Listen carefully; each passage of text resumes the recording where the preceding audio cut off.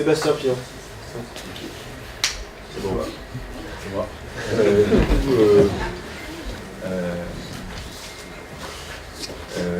Bonjour tout le monde. Donc, moi je fais partie d'une entreprise qui s'appelle POP, qui s'est créée sur le territoire de Lille. Et en fait, on est plusieurs entrepreneurs qui se sont rencontrés dans un tiers-lieu.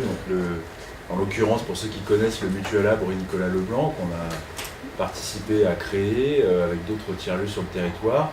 Et puis en fait, on commençait à voir pas mal de gens qui venaient visiter les lieux, nous demander comment on fonctionnait, et puis progressivement, comme on aime bien passer des soirées à réfléchir, à refaire le monde, on s'est dit que nos lieux étaient des communs, et qu'on contribuait à les animer ensemble, et que c'était les usagers qui fabriquaient le lieu, et donc cette notion de commun, elle a commencé à nous titiller, on y a pas mal réfléchi, et puis de plus en plus, on avait des gens qui venaient visiter, puis qui théorisaient de plus en plus sur ce qu'on faisait, etc. Et puis on était payés même pour le faire. On s'est dit, en fait, c'est à nous d'être payés pour faire ce travail de théorisation. Donc on a créé cette boîte POP un peu pour ça. Et aujourd'hui, on fait de la formation, on ouvre des lieux. Et notre grand challenge, en fait, c'est de dire comment on peut créer une activité économique tout en contribuant à des communs qui se définissent comme... souvent, quand on en parle, les communs, c'est l'eau, l'air. On se dit, mais comment tu contribues à ça en ayant une activité économique ? Et donc POP, c'est un peu son challenge, c'est ce qui nous anime tous aujourd'hui, c'est comment on réussit à développer ces questions-là. Donc du coup, en fait, il y a plusieurs champs. Alors nous, c'était un tableau qu'on voulait vous montrer, qui est né d'un événement qu'on organise avec la communauté qui est fédérée dans une asso qui s'appelle l'ANIS sur l'île. Et cet événement, ça s'appelle les Roomix. On en sort juste de ce week-end, on était à la condition publique, on a fait 2 jours sur vivre des communs. Justement, comment des contributeurs peuvent contribuer à des communs, placer la ressource au centre et toujours en vivre. Voilà.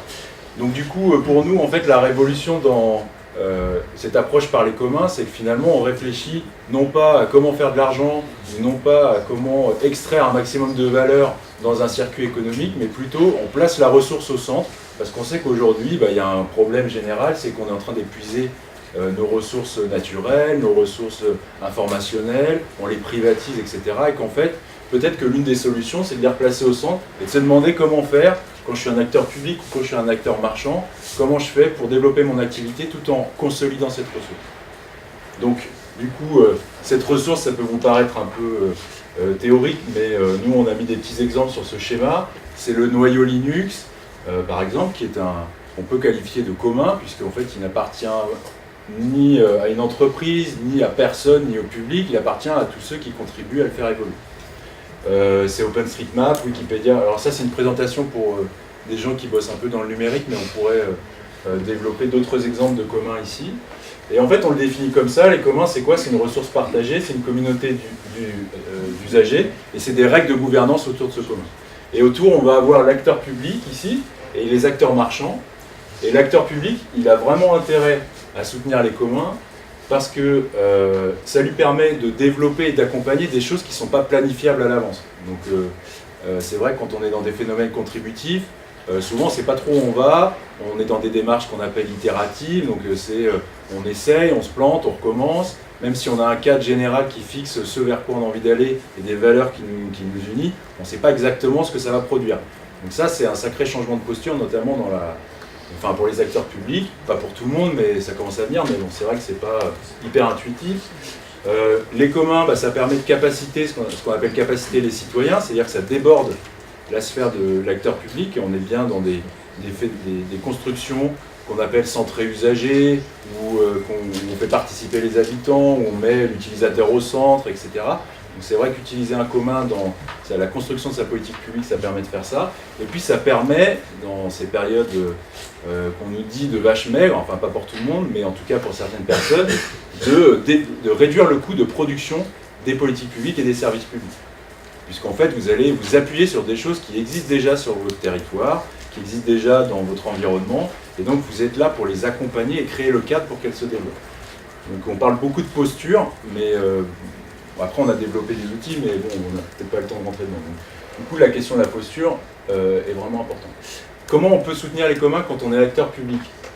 Eh bien, on peut les soutenir financièrement. Il y a parfois tout bêtement des modules de dons qui sont présents sur les plateformes là, que j'évoque, mais on peut aussi leur mettre à disposition des ressources.